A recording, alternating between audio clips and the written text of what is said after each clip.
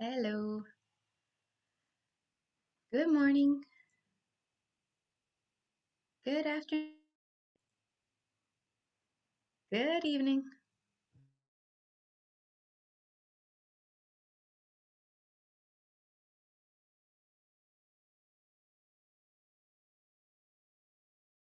It looks like we're live, even though I'm not seeing it yet.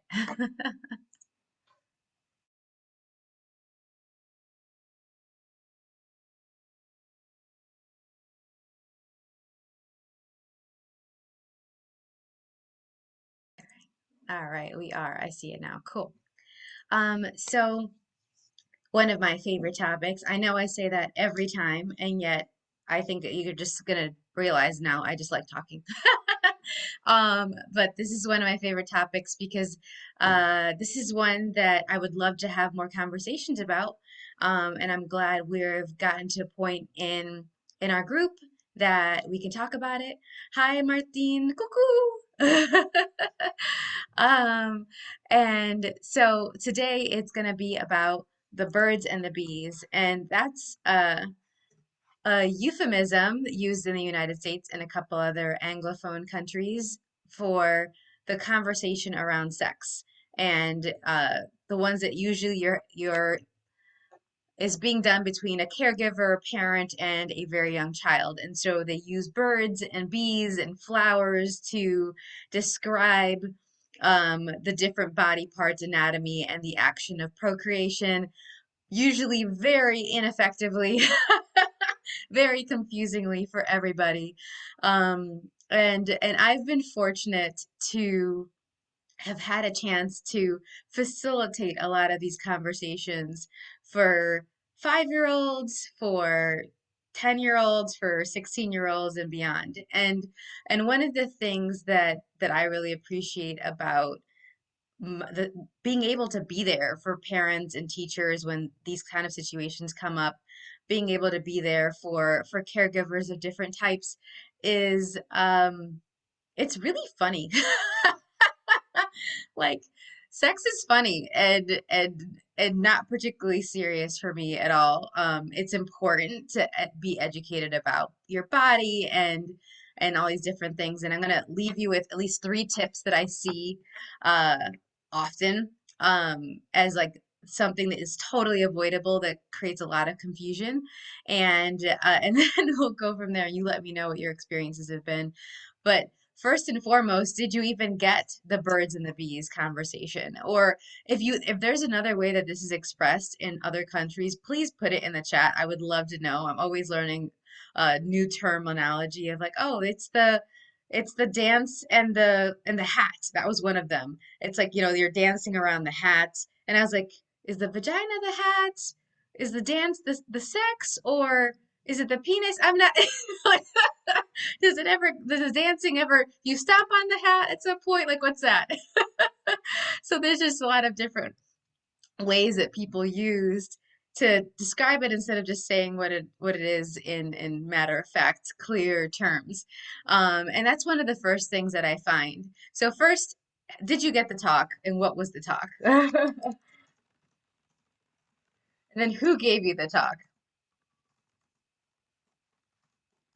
Uh, a lot of times it's usually the mom, if there's a mom present. From research that I've done, from my personal experiences with families, more times than not, it's usually the mom that's taking the lead. Uh, a lot of times, research is saying that that's changing now, which is great. And dads and male caregivers of different kinds, uncles and things, they're starting to have a lot more ease with being comfortable with using the specific terminology and not just grunting their way through it and things like that you've seen in these like cliched scenes in movies, like to really have a kindness about them and a clarity and a vulnerability, which is really, really important. But the first thing that, as I've already mentioned, that I see, so number one, that I see that most people are doing that is totally unavoidable is using the wrong terminology, confusing terminology. It's like, wait, what's going on here? So instead of saying birds and the bees, instead of actually calling it vagina and penis and clitoris and all these different things, okay, this is lubrication This is the penetration, the actual specific verbs and actions instead of like do it. Like, let's do it. What are we doing exactly? Like, really talking about it, that's really key. And using it in a way that is age appropriate. So you're going to have a different level of detail with a 5-year-old than you would a 16-year-old. There are different topics that you would mention to a 16-year-old that you wouldn't have to mention to a 5-year-old. It's not required yet. And it's not lying, it's just meeting them where they're at developmentally, honoring what they can process, what they're really asking for, and then adding on from there. So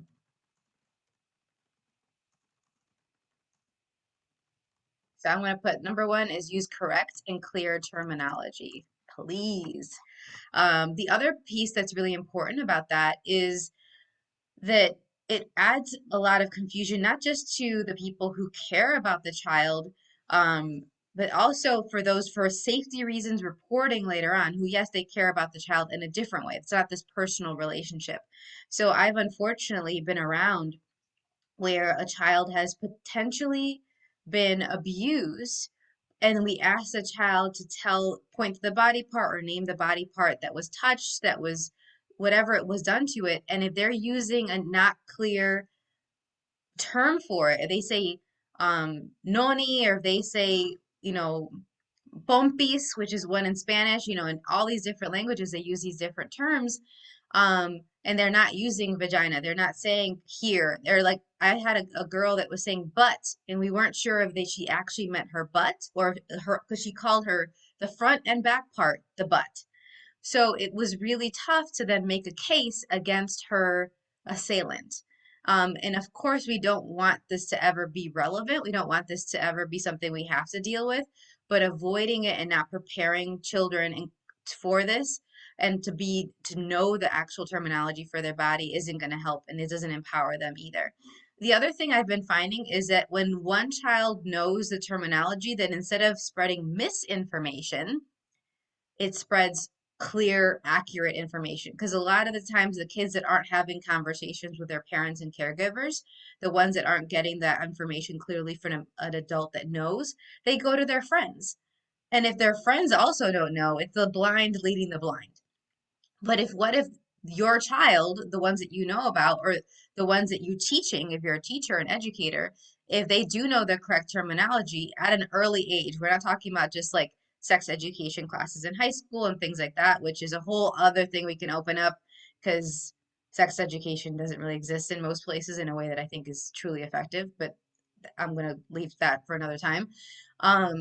If children actually know those terms, then they can tell the child that doesn't really know the correct terminology, and actually they can have each other's backs. And the peers can actually be a source of empowerment and of clear communication, and instead of misinformation and confusion and things that you got to then undo as an adult. So a lot of people will come to me as adults and they'll be like, I didn't have good models for this conversation, or I was abused, and so my associations with this stuff is really not great. Or they'll come to me and they'll be like, I really want to know, but I'm really not comfortable talking about this. How do I do this? Because I know that this is important. And then we'll figure out what's the way to talk about it depending on the child, because each child might also need a little bit of a tweaking, a little bit of a different presentation, depending on their personality and their interests, and what their age are when you finally do choose to have these conversations. So my next question to y'all, and go ahead and put it in the chat if it's a yes or no, is do you have kids that you've had this conversation with?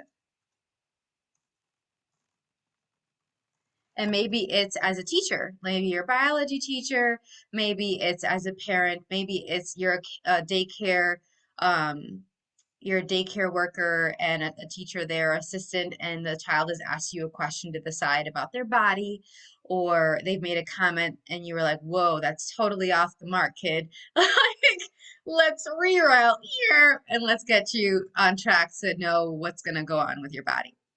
So, in addition to using correct and clear terminology, my next tip is to actually have educators be trained on how to have these conversations. I know revolutionary, probably not going to happen in a lot of places, but I'm going to focus on the ones that do want to have these conversations and aren't willing to, and are not trying to avoid it. And I've actually gotten a chance to train staff members on how to talk about it in an age appropriate way in early childhood centers where it's birth to 5 or 6, like go through to kindergarten. And yes, they can start having these conversations as early as that. Just you have to change how you do it, right? So we need trainings. And if you disagree with me, let me know. If you have another tip about this or an idea about it, let me know in the chat.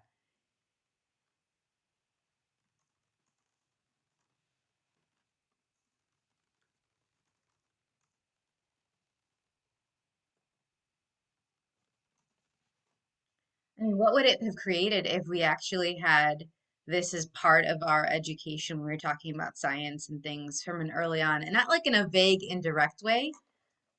Oops, I think it's so interesting. Every time I talk about this topic and kids, screens freeze.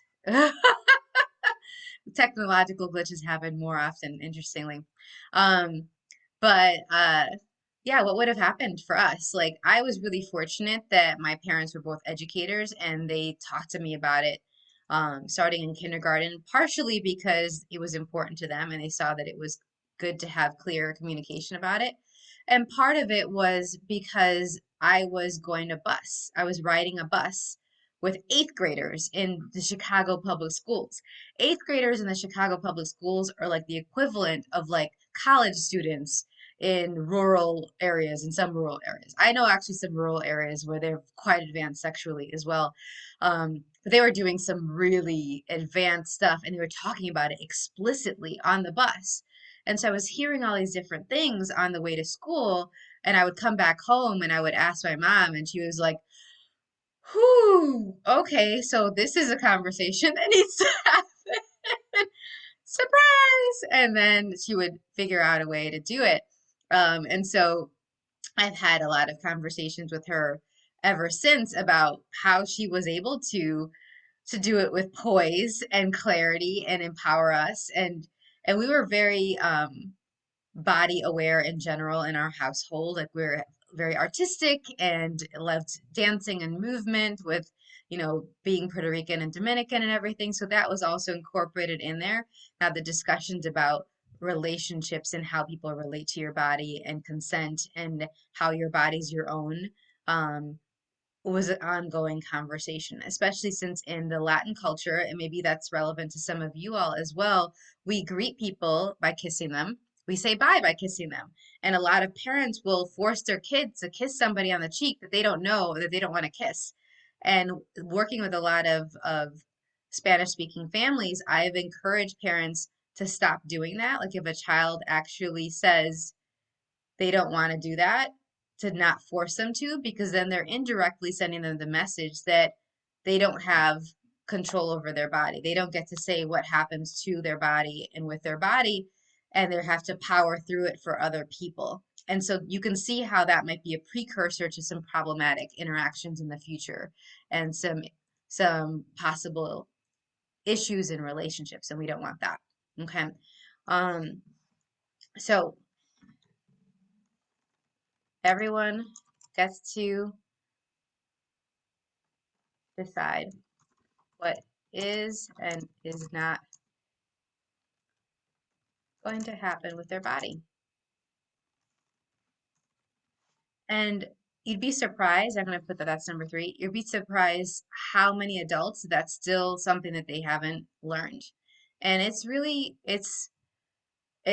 has so many implications for how they interact, how they have a voice in the world, how they express themselves. If they dare to show up and create a certain, like a new business, or to like accept compliments, the receiving and the giving part gets affected when you don't really feel like you have choice, total choice with your body and control over it. And not to mention when there's like illness and pain and all these other things that can happen with your body as well. So, well, I love that. The way I wrote it, it actually bolded everyone. Woo! Didn't even mean to do that. That's great. Yeah. So, uh, There's more that we can go and talk about this. I'd love to continue this conversation. But let me know below. So what is your take on this? If you were going to add another one of these tips, what's number 4 going to be? What would be a tip for someone that's considering having birds and the bees conversations where you're like, okay, I had this really successful conversation with my child about this, and this is what I did to do that. I'm gonna pop in a resource for y'all that I really like, and hopefully it still exists. Let's see.